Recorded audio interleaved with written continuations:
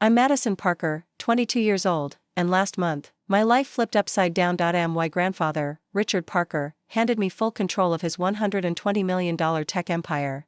What should have been the proudest moment of my life turned into a storm of betrayal, manipulation, and deceit. Why? Because my mother, yes, my own mother, and her slick new husband weren't happy watching me win. They wanted it for themselves. And when they realized Grandpa had chosen me over them, they turned vicious, but what they didn't count on was Grandpa's final move. One that sent Robert, my mother's conniving husband, into a silent panic. Before we get into this whirlwind of secrets, power plays, and backstabbing, make sure to hit subscribe and tell me where you're watching from. This isn't just a story, it's a lesson in resilience and choosing yourself when your family doesn't. Let me take you back. To understand why my grandfather gave me the company, you need to know how we got here. When I was 10, my dad died in a car crash. My mom, Catherine, barely held it together for a few months before she vanished into charity galas, dating apps, and luxury brunches. Parenting? That responsibility fell to Grandpa Richard. He became my everything. My rock. My real parent. He never trashed my mom, but I could see the truth in his eyes every time she skipped a recital or forgot my birthday. He just hugged me and said, "Your mom copes differently." But we both knew better now. Grandpa wasn't just some family man, he was a Silicon Valley icon. He built Parker Innovations in a dusty garage before it became a global tech powerhouse. And through all the boardroom wins and billion-dollar milestones, he stayed grounded. His motto? Your choices define you, not your money. While kids my age were obsessed with TikTok and Coachella, I was absorbing every move Grandpa made. I followed him through conference rooms, R&D labs, and pitch meetings. By 16, I was helping build marketing models. By 18, I had a seat at the development table. And by the time I graduated from Stanford, with a degree in business and a minor in computer science, I was already being groomed to lead, not because of nepotism. Because I earned it. Meanwhile, my mom? She was collecting designer handbags and shady boyfriends. None of them stuck around, until Robert showed up. He slithered into our lives like he belonged, smooth-talking and polished. Unlike her usual train wrecks, Robert wore tailored suits and knew how to shake hands like a politician. My mom was dazzled. Grandpa and I? Not so much. He's not here for Catherine, Grandpa muttered after their first dinner with us. Watch him. And he was right. Robert didn't ask about our lives. He asked about our assets. He didn't bond with the family. He networked. He treated my grandfather's legacy like a ladder he was already halfway up. 3 months later, they were married in a ceremony that Robert didn't pay a dime for. But he worked the room like a campaign trail, dropping names, shaking hands, and pretending he had a stake in our company. Shortly after the wedding, Robert retired from his sales job and started hovering around Parker Innovations like a ghost in a suit. He wasn't on payroll, but suddenly he was introducing himself as part of the executive family. Staff were confused. Some reached out to me privately, asking why he was requesting access to confidential files and attending meetings uninvited. Meanwhile, Grandpa's health was declining. He never fully recovered from a heart attack a couple years back, and Robert's constant presence was draining him. I stepped up, handling investor calls, product launches, and international partners. Grandpa guided me where he could, but we both knew time was running short. One night, while we reviewed quarterly reports, Grandpa sighed and said, "I'm not worried about the company. I'm worried about you and your mother once I'm gone." I promised I could handle it. But what I didn't know was he had already made arrangements. Legal ones. Strategic ones. And on my 22nd birthday, everything he'd been planning was set into motion. The day started like a dream: warm breeze, fresh coffee, a delivery of flowers from the board. Then came the meeting, the one that would split my life in two. And trust me, no one saw it coming. Grandpa had insisted on throwing what he called a small birthday dinner at his estate. Of course, in Richard Parker terms, small meant 50 hand-picked guests, an open bar, fairy lights stretched across every tree in the garden, and a jazz quartet casually playing near the pool. The evening shimmered with understated wealth, just enough to impress, not enough to scream it. Guests included longtime family friends, familiar boardroom faces from Parker Innovations, and a few close relatives I hadn't seen in years. Everyone seemed excited, but I couldn't shake the feeling that something bigger was brewing beneath the celebration. Catherine and Robert made their grand entrance nearly an hour late. My mother looked like she'd stepped out of a fashion editorial, floor-length designer gown, hair curled to perfection, lips glossed in a red that matched the wine she immediately requested. "Darling, you look gorgeous," she said, kissing both my cheeks without touching them. "Don't you agree, Robert?" Robert didn't even pretend to look at me. His eyes darted across the lawn, already hunting down the highest value targets. Is that Walter Chin from Tech Venture Capital? We should talk to him. Typical. I smiled politely and thanked them for coming. But it didn't take long for Robert to start circling the executives like a hawk. He'd corner them near the drinks table, asking suspiciously specific questions. At one point, my cousin Natalie slipped beside me and whispered, "Your stepdad just asked me how much Grandpa's estate is worth. He's giving major gold digger energy." Around 9 p.m., the clinking of a glass echoed over the gentle hum of conversation. Grandpa stood, leaning slightly on his cane but still radiating the quiet command of a man who'd built an empire from scratch. "First things first," he called out, his voice strong. "Let's all raise a glass to Madison, my brilliant, beautiful granddaughter. Happy birthday, sweetheart." Applause erupted. I blushed and stood beside him as champagne flutes clinked across the patio. Then, the energy shifted. "There's something else I want to say tonight," Grandpa continued. "As many of you know, I founded Parker Innovations 50 years ago. It started in my garage and grew beyond anything I imagined. But now, it's time for me to step back." A hush fell over the gathering.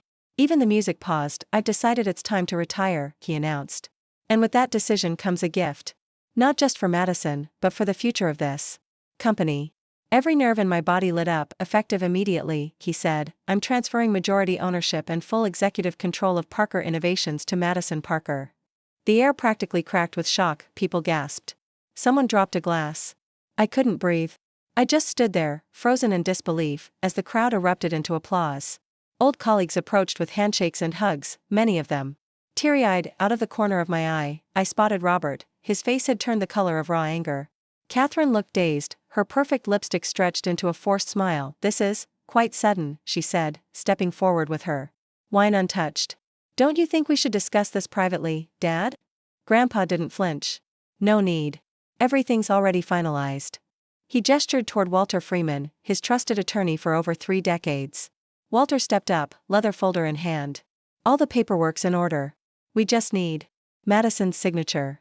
The next hour passed in a haze of legal jargon, ink-stained fingers, and heart-pounding disbelief. I signed the documents with trembling hands, each stroke confirming that I was now the majority shareholder of Parker Innovations. Executives congratulated me, genuinely excited. "Your dad would be proud beyond words," whispered Susan Chen, our CTO. I nodded, speechless, still processing the weight of it all. In the background, Robert pulled my mother aside, whispering furiously. I could feel the tension radiating from their corner of the patio. Catherine's polished mask was slipping, but I didn't care. "Not tonight." As the party resumed, Grandpa guided me toward a quiet bench under the magnolia tree. The lights cast a soft glow on his weathered face. "Are you angry that I didn't warn you?" he asked, half smiling. "I'm still recovering," I joked. "But, are you really sure about this?" He reached for my hands and held them tightly.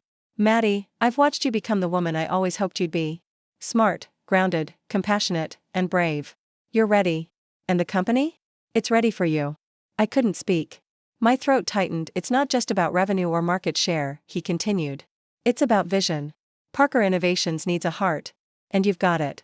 Beneath the stars, surrounded by people who had either cheered or fumed, I realized I had just inherited more than a corporation. I had inherited a legacy, and for the first time, I saw clearly, this wasn't just a birthday gift. It was a declaration of trust. "I trust you to lead this company more than anyone else in the world," Grandpa said, his voice steady with certainty. That sentence hit me harder than any official title or signed document ever could. My throat tightened.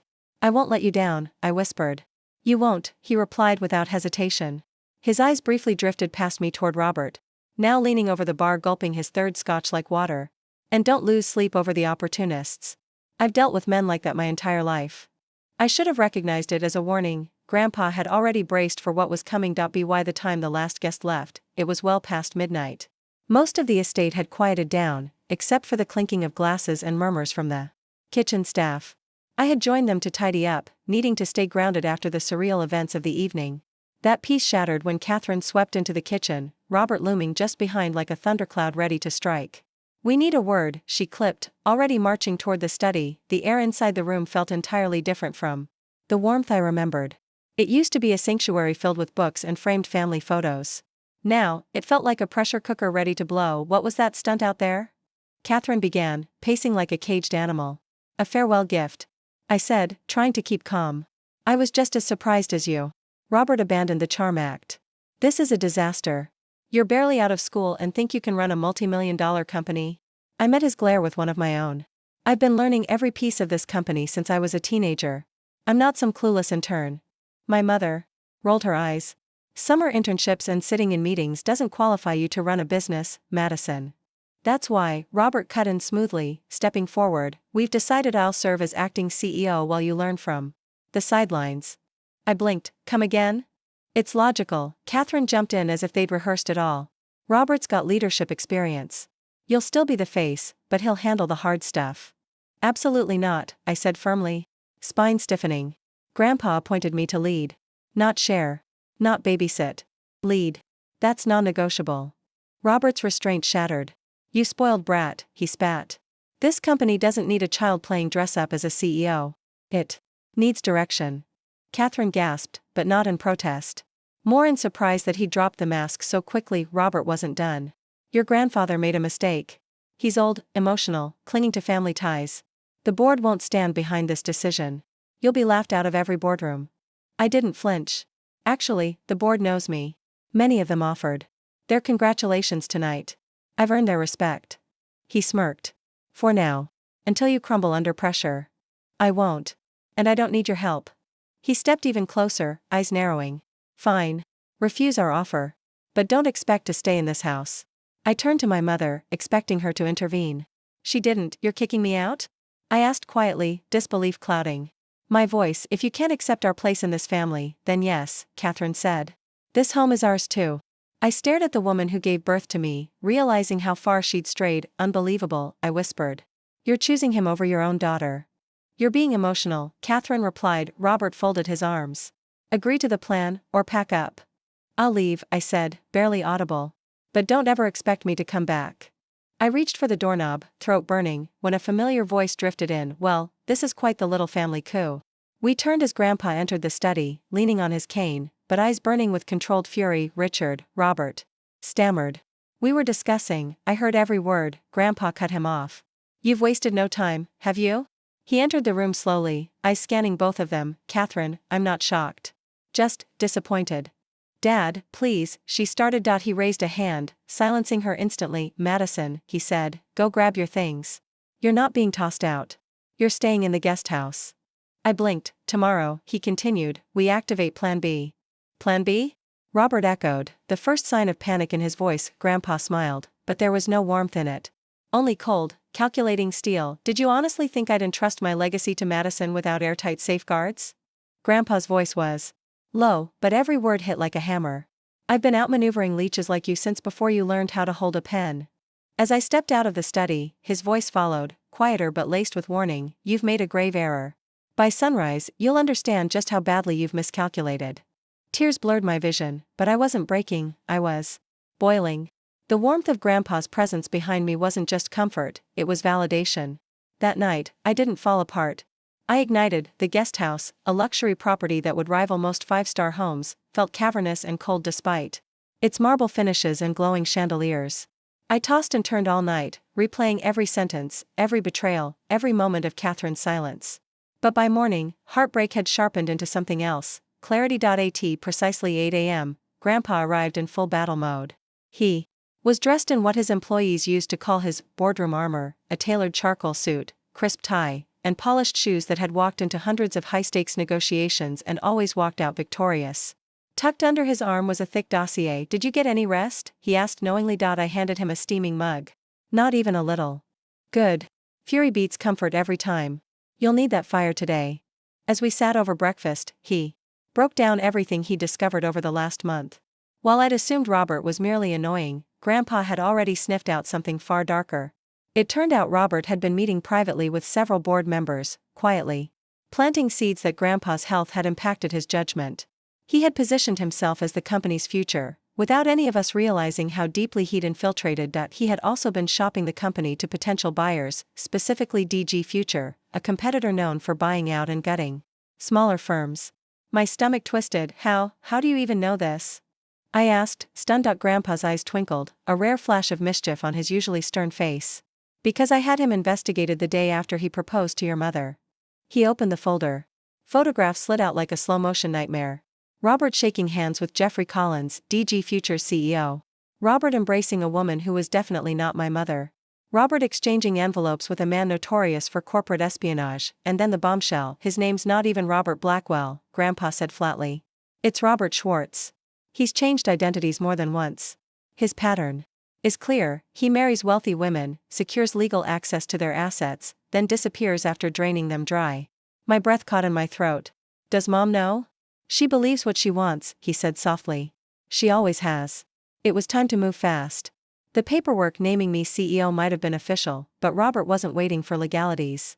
He was rewriting the story by brute force, and I didn't even know how bad it had gotten until I showed up at Parker Innovations a few hours later. The moment I reached the front entrance, my keycard failed. Rejected. The security guard, clearly new and unfamiliar with me, wouldn't budge. I need clearance, he said blandly, eyeing me like I was an intruder. I called Susan Chen, our CTO and one of my most trusted mentors. She came down immediately, furious and flustered. Something's going on, she muttered as we rode the elevator to the executive level. There's been a company-wide memo from Robert. According to the email, Robert had assumed the role of acting CEO by family appointment, whatever that was supposed to mean. All decisions, he claimed, now required his sign-off until the board could review the leadership transition. My blood boiled. This is complete fiction, I growled. I know, Susan whispered. But Catherine's backing him, and some of the newer board members are buying it. Things only escalated from there. Robert had commandeered my late father's office, my office now, and redecorated as if he owned the building. When I walked in unannounced, he barely flinched. Madison, I was hoping we could chat about your role during this adjustment period. Get out of my space, I said, deadpan. His expression hardened. We've had conversations with board members. They're concerned about your age. Your lack of executive tenure. That's not your call to make. Then we'll let the board decide, he replied smoothly. There's a special session scheduled tomorrow. Until then, you can shadow some department heads. Get a real feel for the company. He was treating me like a trainee. In my own empire. Later that afternoon, I tried logging into the executive system. My credentials were revoked. Emails from Robert flooded every department, declaring that no major moves could be made without his explicit approval. The next 3 days were a war zone. Robert changed locks. Catherine called board members, whispering slander about my emotional instability. Whispers grew. Some claimed I was being removed due to incompetence. Others speculated I was using substances. Total lies. Team members who supported me found themselves reassigned to meaningless projects or relocated away from central operations. Susan was given a reduced budget. My assistant was replaced without notice. Worst of all? I couldn't even go home. Catherine, my own mother, had locked me out of the house I'd been living in since college, but I wasn't broken. Not even close. The fuse had been lit, and Robert was about to discover exactly who he'd declared war on. Each evening, I came back to the guest house defeated, my chest tight with helpless rage. And every morning, Grandpa would sit across from me, calmly sipping coffee, and ask the same question: are you ready to stop sulking and start fighting? On the 4th day, I crumbled. They're winning, Grandpa, I choked, dropping onto the couch. Robert's poisoning everything. People I've known since I was in braces are second-guessing me. Even Susan's being careful now. Grandpa folded his newspaper, his eyes steady and direct. Finished with the pity party? I blinked. What? Did you think taking over a $100 million company would come with a parade and applause? He said, his tone sharp. You're 22, Madison. You inherited a legacy that people twice your age think they deserve more than you. This is your crucible. How you respond now will shape your career, your leadership, and your identity. I sat silently, the sting of his words settling into something heavier. Truth, you can let a scam artist rewrite your story, he added, or you can prove why I trusted you over everyone else. The silence between us stretched. Then I straightened. What's plan B? For the first time in days, Grandpa smiled, but it wasn't soft or warm. It was the cold, calculated grin that made corporate titans flinch in boardrooms. I was hoping you'd ask. That afternoon, everything changed. Grandpa pulled out the original ownership transfer documents. Robert and Catherine think you're just a figurehead, he said. But they've missed the fine print. He pointed to a page halfway through the packet, Section 23B. No financial transactions above 10 grand, no hiring or firing of executive leadership, and no structural reorganizations may be enacted in the first year without written authorization. From both Madison Parker and Richard Parker. I blinked. So he can't access the company accounts? Not without both of us signing off. He leaned back, clearly enjoying the moment. He can play dress up in the CEO's office all he wants, but without our approval, he can't do anything of real consequence. And it didn't stop there. For months, Grandpa had been subtly preparing the executive team. Susan Chen, James Wilson, and several department heads had already been told of the succession plan. He'd instructed them to play along if necessary, smile, nod, take notes, but document everything. Every overreach. Every lie. The core of this company is loyal to the Parker family, Grandpa said. But they needed to know if you were willing to fight for it. That night, Grandpa introduced me to Martin Ross, a corporate lawyer who made his reputation defending against hostile takeovers. He was calm, surgical, and terrifyingly effective. We have one shot to take back control, Martin said. Luckily, Robert handed it to us on a silver platter. We stayed up into the early hours outlining our offensive.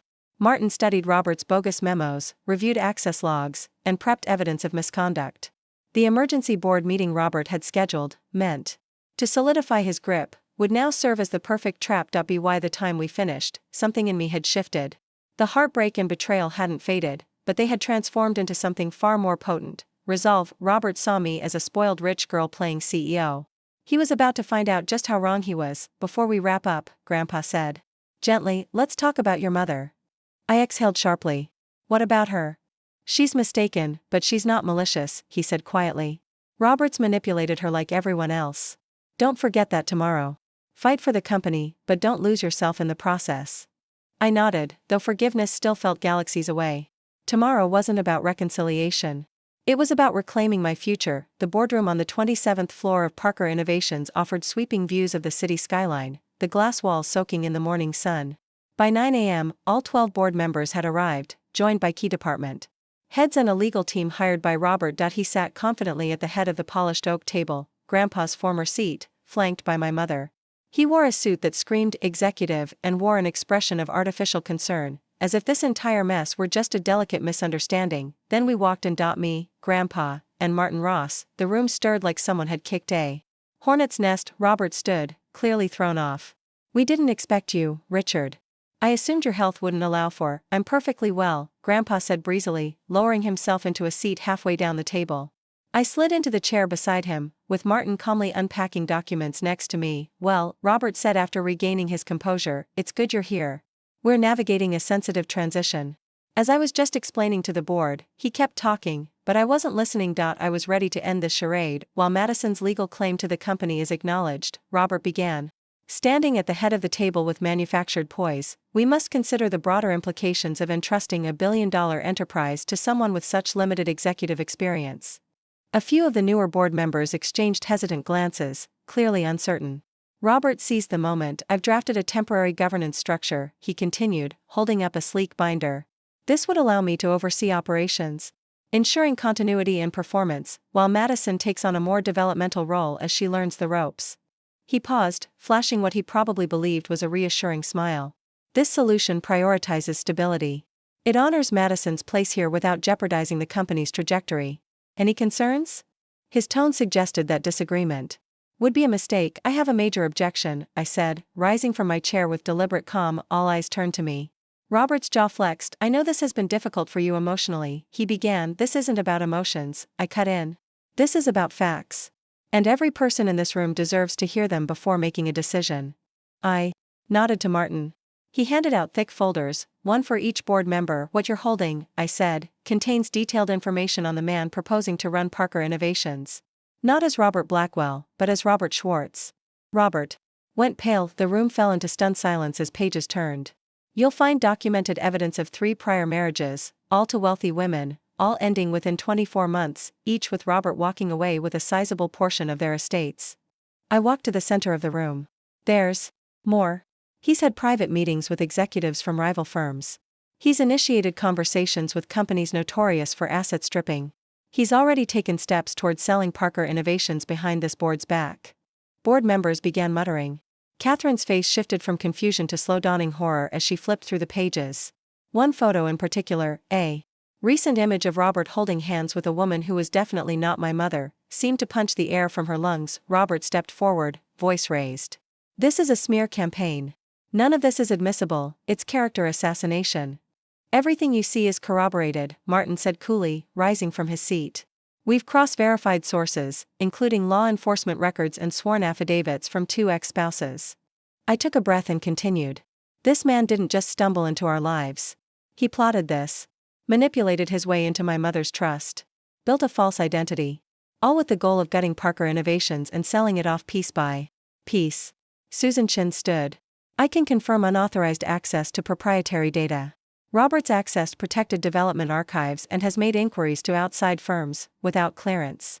James Wilson added, he's questioned our Treasury team about liquidation timelines for certain holdings and tried to gain access to offshore reserves. Robert turned red, his composure unraveling. This is ridiculous. Catherine, are you seriously going to sit here and let them slander your husband? My mother, visibly trembling, stared blankly at a photo showing a bank transfer, her account.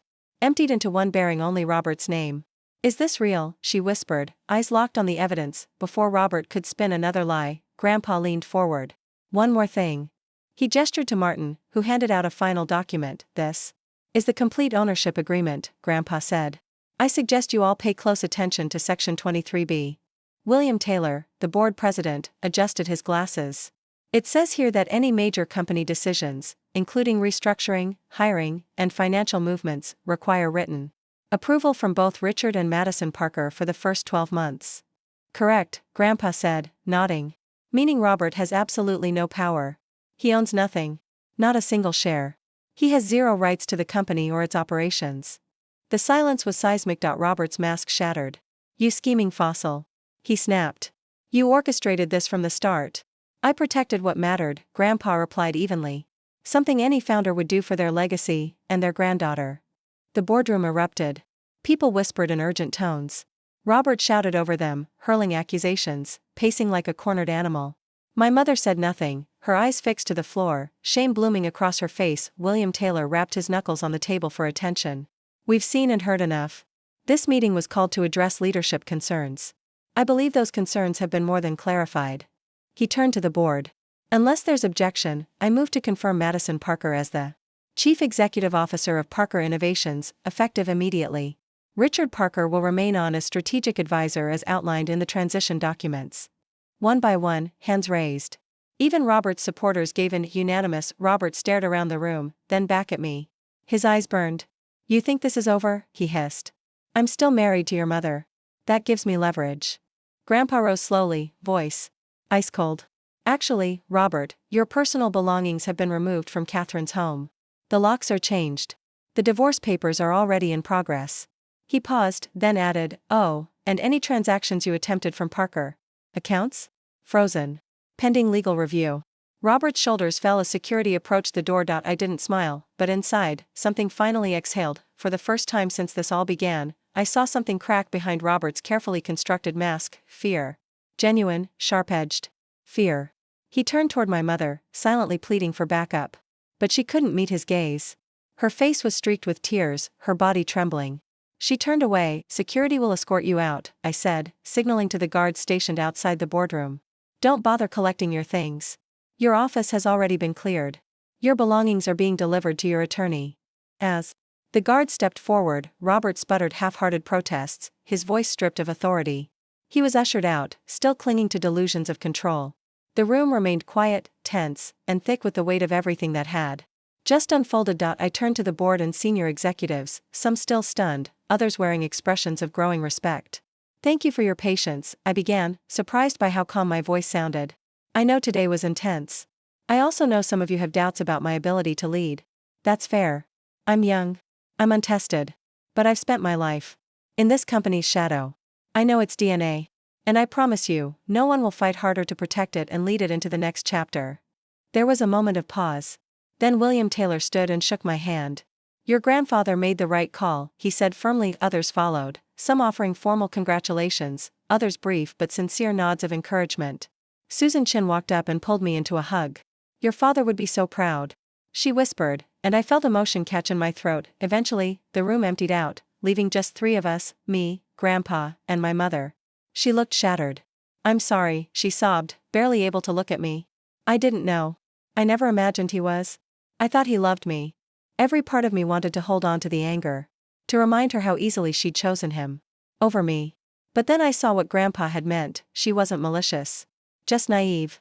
A woman who wanted so badly to be loved. She overlooked every red flag. We'll talk later, I said gently. Not forgiveness. Not condemnation. Just a boundary. You need time to process all of this. She nodded silently. Grandpa's assistant appeared at the door to take her home. As she left, Grandpa looked at me with a quiet pride. You handled both of them well, he said, sitting beside me. I still can't believe we actually did it, I admitted, slumping into a chair, adrenaline finally wearing off. This was the first test, Grandpa replied. Not the last. Leadership isn't about titles. It's about stepping up, especially when it's hardest. You did that. I looked at him, his face lined with years of experience, his eyes as sharp as ever. I'm scared, I confessed. He reached out and clasped my hand. Good. Fear keeps you alert. But don't forget what you did today. You fought for yourself, and for this company. That's why I chose you, not because you're my granddaughter, but because you're capable. For the first time in what felt like forever, I smiled. A real, full smile. No mask. No performance. Just relief and resolve. So, what now? I asked. Grandpa stood and gestured toward the glass wall behind us, through which the CEO's office gleamed in the morning light. Now you go sit at your desk and get to work. You've got a company to run. The following 2 weeks passed in a blur. Though the board had made my title official, I knew perception would take longer to catch up. Robert's brief, damaging stint had cast shadows across every hallway. Rumors lingered. Doubts simmered. I couldn't afford to ignore them. So I didn't doubt my first act as CEO was to schedule a full company address. I stood in the auditorium facing hundreds of employees, some I'd known since childhood, others whose names I hadn't yet learned. My heart pounded, but I forced my voice to remain clear. Some of you remember me running barefoot through these offices as a kid. Some of you only know me as Richard Parker's granddaughter. Today, I want to reintroduce myself as your CEO. I laid out my goals: re-energize our product development, double down on our R&D investments, strengthen existing services, and most importantly, foster a culture that valued creativity, transparency, and inclusion. I won't pretend I know everything, I said honestly. But I do know this: no CEO succeeds alone. I'm surrounded by brilliant, capable people, and I plan to listen, to learn, and to lead with both heart and strategy. The reaction was cautious at first. But as I stepped off the stage, a few senior team members offered supportive words. Susan Chin gave me a quiet thumbs up. Small victories, but real ones. Over the next several days, I went floor by floor, meeting with department heads, listening far more than I spoke. I asked questions, took notes, listened to frustrations, observed the culture. Bit by bit, something shifted. The whispers faded. The stares softened. I wasn't just Richard Parker's granddaughter anymore. I was becoming Madison Parker, CEO. While Robert had been removed from Parker Innovations, he wasn't backing down quietly. Though legally banned from company premises, he began reaching out to clients, whispering tales of internal chaos and leadership crises. Some long-standing partners grew uneasy, questioning whether family disputes might compromise their contracts. He's trying to shake confidence in our stability, Grandpa said during one of our evening strategy sessions. That's a textbook move: sow doubt, devalue the company, then bring in outside allies under the guise of rescuing it. But he can't afford to buy shares, I replied. He's broke. And everything he took from Mom is locked up. Grandpa raised an eyebrow. Never underestimate someone desperate and humiliated. Men like him don't go quietly, they strike back when you least expect it. His prediction came true sooner than I wanted. 3 mornings later, James Wilson burst into my office, pale and breathless. We've got a major problem, he said, handing me a tablet. DG Future just announced a hostile takeover attempt. They're offering public shareholders a 20% premium. The air left my lungs. DG Future wasn't just any rival, it was the same tech giant Robert had once worked for, the same one he'd secretly met with during his charade. And now, they were making an aggressive play for control. They've appointed Robert as their special advisor, James added grimly. He's claiming insider knowledge, finance models, strategic weaknesses, upcoming patents. A punch to the gut would have felt kinder. DG Future had deeper pockets and more firepower. If our small group of public investors accepted the offer, we'd be vulnerable. Even if we resisted, a drawn-out fight could damage morale, cost millions, and distract us from key innovation cycles. I immediately called a high-priority meeting with senior leadership and our legal counsel. Faces around the table were grim. Tensions were high. We could activate a poison pill, Martin suggested, a defense mechanism that would dilute shares and make a takeover more expensive. It'll buy us time. Maybe, Susan said cautiously. But a move like that risks alienating clients. It can look like panic. As the discussion veered into technical defenses, my mind drifted. Not toward legal jargon, but toward Robert's real motives. This wasn't just about taking the company. It was about humiliation. About winning. He wanted revenge. He wanted control. He wanted to be seen, and that, his need to be recognized, might just be his weakness. I've got another angle, I said, interrupting the debate. Let's give him the attention he craves. Just not in the way he expects. The team went silent. I laid out the plan. By Thursday evening, the pieces were in motion. On Friday morning, Victor Reynolds, CEO of DG Future, arrived at our building for what he assumed would be a negotiation. He was accompanied by his legal team, his top advisors, and Robert, now dressed in expensive gray and wearing that smirk I'd come to despise. We greeted them in the main conference room, a sleek space outfitted with smart walls and live streaming capabilities. Grandpa sat near the head of the table, flanked by James, Martin, and Susan. My mother, surprisingly composed, waited silently near the windows. Thanks for coming, I said, keeping my tone professional. Before we dive into your acquisition offer, I'd like to share a video. James tapped the screen. A hotel bar flickered into view. The timestamp was clear, 3 months ago, before Robert ever proposed to my mother. On screen, Robert leaned toward Victor, a cocktail in hand. I can deliver insider access, he said. Parker's new encryption platform, the entire R&D blueprint, it's yours. Richard Parker trusts me. Once I marry Catherine, I'll be inside the vault. Victor shifted uncomfortably in the clip. That sounds dangerously close to espionage. Robert laughed in the recording. Call it what you want. I'm offering you proprietary data. Just give me a seat at the table, and a cut when it's done. I paused the footage and turned to Victor. We have 6 more recordings. All similar. Different dates. Different locations. All involving Robert selling pieces of our future to anyone willing to pay. Victor's jaw tensed. He slowly turned to Robert, who looked as if he'd just swallowed glass. Is this real? He demanded. Robert floundered. They're manipulated, taken out of context. Each one is timestamped, geolocated, and accompanied by receipts and witness statements. Martin interjected smoothly. We've already shared them with federal regulators. And depending on how today goes, the press may get copies too.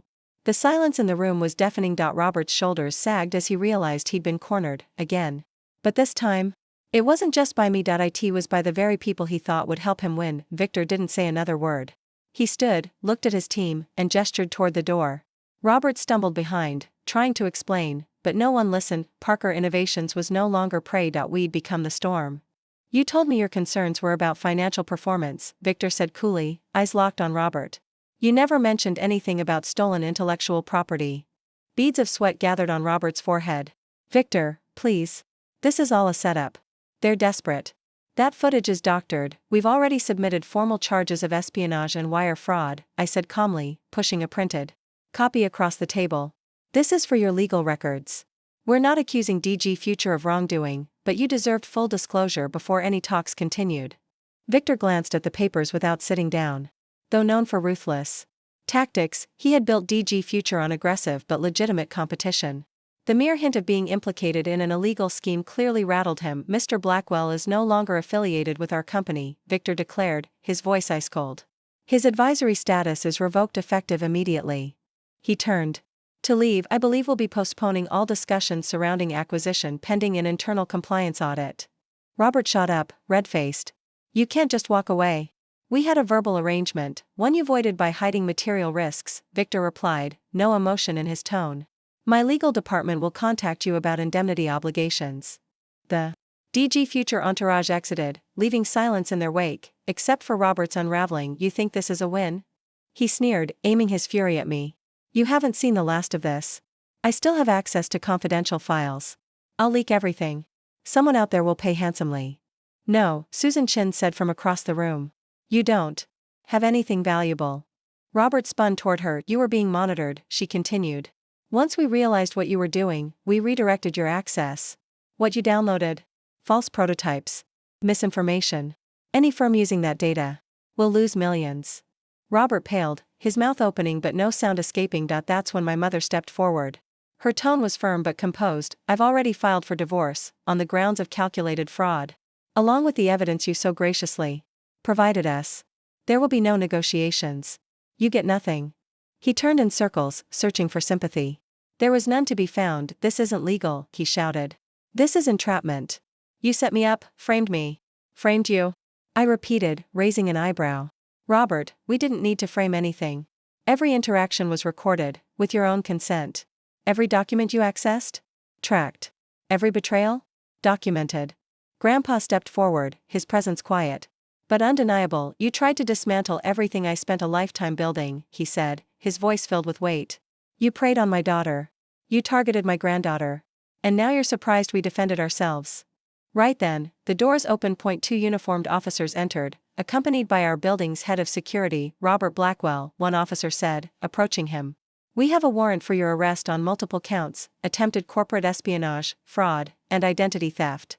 No, wait. This is a mistake, he shouted, but the cuffs clicked into place, silencing any illusion of power he thought he had left. As they escorted him out, the entire room remained still. After everything, after months of manipulation, sabotage, and psychological warfare, it was over, not with an acquisition, not with a courtroom drama, but with Robert being led away, powerless. My mother approached, eyes glassy. Madison. I know I don't deserve your forgiveness. But, I stopped her with an embrace. She tensed, then let herself melt into the hug. Neither of us spoke for a moment. She had made grave mistakes. But seeing her confront Robert today had reminded me, she, too, had been manipulated.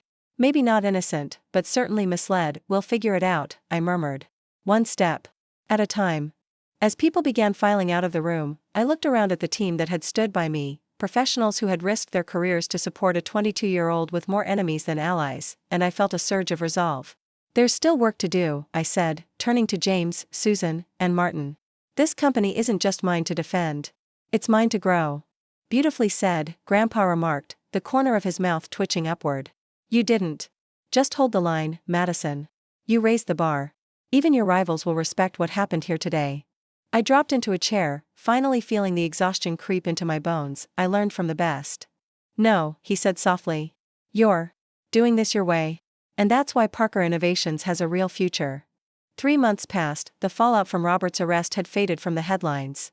I had transitioned fully into my role, overseeing restructuring plans, launching a new product initiative, and building bridges with partners rattled by the drama. Parker Innovations was no longer the company Robert tried to ruin. It was becoming the one I was proud to lead. Stepping into the CEO role wasn't seamless. I stumbled plenty, navigating unfamiliar terrain and learning how quickly small missteps could echo across an entire organization. Industry publications speculated loudly about my youth. Could a 22-year-old possibly steer a company worth over $100 million without crashing it into the ground? Despite the noise, I stayed the course. Each error taught me something. Every long day, every early morning meeting, slowly built credibility with our staff. I didn't pretend to know everything, but I made it clear I was listening, paying attention, adapting. People noticed. Respect grew, not because of my title, but because of my dedication. Meanwhile, Robert's legal firestorm escalated rapidly. After being taken into custody, law enforcement uncovered a pattern of calculated manipulation that extended far beyond our family. 2 additional wealthy households, located in separate states, had been targeted by similar cons. The blueprint was identical: marry into affluence, siphon resources, disappear. Now, he was staring down multiple felony counts in 3 jurisdictions. Decades behind bars seemed not just possible, but likely. When media outlets picked up the story, it briefly trended on financial news platforms. But surprisingly, Parker Innovations emerged with its reputation not only intact, but burnished. Our transparency throughout the ordeal won the confidence of investors, clients, and regulators alike. Where many would have circled wagons and buried the scandal, we had led with accountability. On the personal front, my relationship with Mom was slowly thawing. The damage ran deep, and healing wasn't linear. Still, each difficult conversation became a stitch in the seam of something new. She had begun therapy shortly after Robert's arrest. Facing hard truths. Owning long-ignored patterns. That in itself was more progress than I'd expected. I failed you more times than I can count, she said one night over dinner at my apartment, eyes watery but focused. I let my need for validation blind me to what was happening right in front of me. You weren't always absent, I said gently, recalling the bedtime stories, the spontaneous trips to the museum when I was a child. But often enough that I stopped expecting consistency. She nodded, visibly ashamed. My therapist says I've been trying to fill the emptiness your father left behind, with men who were never capable of giving back. It wasn't an apology in the conventional sense. But it was honest. And that was enough for now. We made a pact that evening: weekly dinners, neutral ground, no pressure. Just 2 people rebuilding trust, brick by brick. At work, things were finally gaining momentum. Our first major product rollout under my leadership, a next-gen cybersecurity platform, surpassed expectations by a wide margin. Years of R&D had led to this moment, but the success was also due to a fresh branding strategy one had championed. Bold colors, cleaner UI, an aggressive campaign that Grandpa had initially raised an eyebrow at. Selling innovation means showing people what's possible, I told him as we clinked glasses at a quiet post-launch dinner. He chuckled. You're definitely not doing things the way I would've. His health, by then, had improved dramatically. The burden Robert had placed on all of us, the stress, the manipulation, the uncertainty, had taken a toll. But with that darkness gone, he seemed sharper. Energized. He still came into the office 3 times a week, a fixture in the building's rhythm. Not to meddle, but to support. To advise if asked, but never to interfere. One evening, as we reviewed our second quarter performance in his home office, he set his pen down and leaned back. You know what makes me proudest? He asked. I glanced up from the spreadsheet. Watching you make decisions I never would have considered, he said, a grin tugging at his lips. Smart moves. Bold choices. Things I wouldn't have thought of, but wish I had. That's how I know I chose right. 6 months after assuming full control, I gathered our executive leadership team for a formal strategy summit. The goal, to unveil a comprehensive roadmap for the next 3 years. The plan wasn't cautious. It was ambitious. We would enter new international markets, starting with Southeast Asia and Latin America. We'd deepen investment in artificial intelligence and machine learning, forming internal think tanks dedicated to predictive analytics, ethical data usage, and cloud infrastructure resilience. But the heart of the proposal, the part that made the room pause, wasn't about profit margins. It was about purpose. We were founded on the idea that technology can elevate lives. I told the room. And I want us to go further. Starting next quarter, we'll launch a nonprofit wing focused on expanding STEM education access for underserved communities. The Parker Foundation, as it would be called, would provide scholarships, mentorship, and resources to students with the potential to change the world, if only given the opportunity. It's not just good PR, I continued. It's good leadership. If we're going to be at the forefront of innovation, we should bring others along with us. Susan Chin nodded thoughtfully. Once my skeptic, now my mentor, she offered a rare smile. You're redefining legacy, Madison. And doing it with heart. Richard built something remarkable, Susan said, pausing to sip her wine, but I truly believe you're building something even more meaningful.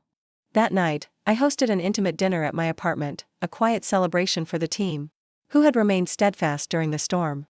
Grandpa, Susan Chin, James Wilson, Martin Davis, and a few others gathered around my modest dining table. Laughter flowed freely, stories were shared, and for the first time in a long while, the atmosphere was light. As the last slice of chocolate tart disappeared and the city skyline glowed outside my window, I rose with my glass. The view behind me framed the occasion perfectly, symbolic of both how far we'd come and how far we had to go. To the people in this room, I said, voice steady, heart full, who didn't just support me, they trusted me when I was still learning to trust myself. I wouldn't be sitting here without your faith. Grandpa lifted his drink, eyes twinkling. To Madison, he countered with a smile, who never needed our help, but earned every ounce of it anyway. The toast was followed by clinks and soft laughter. It felt like the closing of a chapter, not the end of the story, but the moment when the hard part was acknowledged, honored, and finally placed in the past. Just as the last guests were preparing to leave, the elevator chimed. My mother stepped into the apartment. She hadn't been invited, not out of resentment, but because I didn't want to jeopardize the new relationships I'd built professionally. Her presence was unexpected, but her expression made it clear she had a purpose. I won't stay, she said, holding out a manila envelope. But this couldn't wait. I took it, opening the flap carefully. Inside were the finalized divorce papers. Her name now stood alone again. It's done, she said quietly. And I've decided to donate the entire settlement to a nonprofit supporting survivors of financial abuse. People like me who were too ashamed to speak up or too lost to know how to begin again. I stood stunned, not by the legal confirmation, but by her choice. It didn't undo the years of distance. It didn't erase the wounds or rewrite history. But it mattered. It showed she was finally making decisions not from fear or guilt, but with intention and empathy. Maybe for the first time, I'm proud of you, I said softly, and meant it. She nodded, emotion flickering behind her eyes. I hope someday I can be someone you want to be proud of. After she left, silence returned to the apartment. Only Grandpa remained, standing on the balcony, watching the night unfold over the city he'd spent his life building a business in. I joined him quietly, leaning on the railing beside him. What's on your mind? I asked, sensing the weight of his stillness. He didn't answer immediately.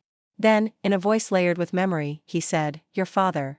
The mention alone was enough to break through my practiced composure. Tears welled unexpectedly. "I still miss him," I whispered, barely audible. "So do I," Grandpa replied, his gaze distant, voice steady. "Every single day. But when I watch you, how you lead, how you think, how you love, I see him. His integrity, his curiosity, his conviction." He turned to face me, placing a weathered hand gently on my shoulder. "And I see your grandmother's willpower in you. That fire. That unshakable resolve. You didn't just inherit the company, Madison. You carry the very best parts of everyone who came before you, and still, you've become someone entirely your own." The weight of his words settled in my chest like a warm anchor. The journey from humiliation at that birthday party to this very night had demanded everything I had, and more. There had been moments I didn't believe I'd make it.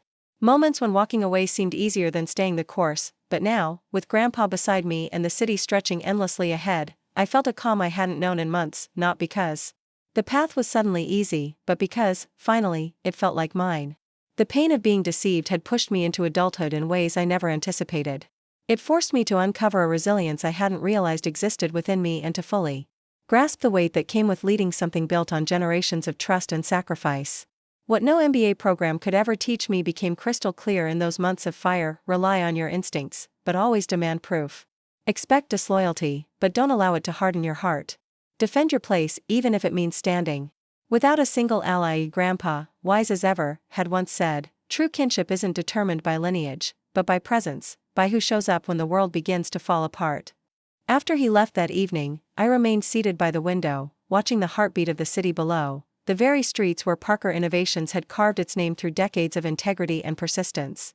What Grandpa had passed down to me wasn't merely a corporate entity. It was a test, a mirror, and a gift, a way to uncover who I was when everything else was stripped away. There would still be storms. I was under no illusion that success was a straight path. I would falter. Critics would question my every move. Some days would break me. But now, I was certain of one thing: I belonged here. Not because of a last name, but because I had earned my place. Have you ever been let down by someone you trusted deeply? Did it change the way you see the world, or yourself? I'd love to hear your reflections in the comments. Your story matters. Every experience teaches us something vital, especially the ones we never asked for. If this journey meant something to you, consider subscribing. I'll be sharing more stories like this, stories where unexpected turns become defining moments, and if there's one truth I want you to carry with you, it's this: sometimes, the very people who try to diminish your light are the ones who unknowingly ignite your fire. Thanks for joining me. Wherever you are, I hope you have the courage to rise, the strength to endure, and the grace to write your own ending.